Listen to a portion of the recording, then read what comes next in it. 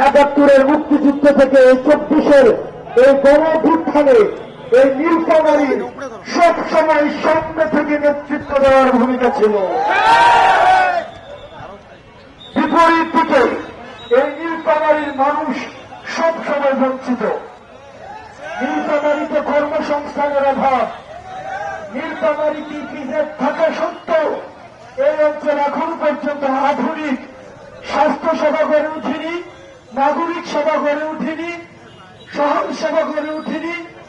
এখানের মানুষ চিকিৎসা সেবা থেকে বঞ্চিত, কর্মসংস্থান থেকে বঞ্চিত, নাগরিক সুবিধা থেকে বঞ্চিত। আমরা শুধুমাত্র আপনাদেরকে বলতে চাই, আমরা আপনাদের দোয়ার জন্য এসেছি, আমরা আপনাদের সমর্থনের জন্য এসেছি। আমরা চাই আপনারা আমাদের পাশে থেকে আমাদের হাতকে শক্তিশালী করবেন। আপনারা যদি আমাদের পাশে থাকেন, আমরা বলতে পারি দুনিয়ার কোন জালেম আমাদেরকে রাস্তা থেকে উঠাতে পারবে না। দুনিয়ার কোন জালেম ফেরাউন নমরুদ যদি একসাথে হয় তাও একটা হাসিনার সমান হবে না।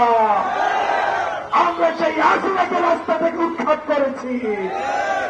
আমরা আপনাদেরকে সাথে নিয়ে এখন চাঁদাবাজদেরকে উৎখাত করব, দুর্নীতিবাজকে উৎখাত করব।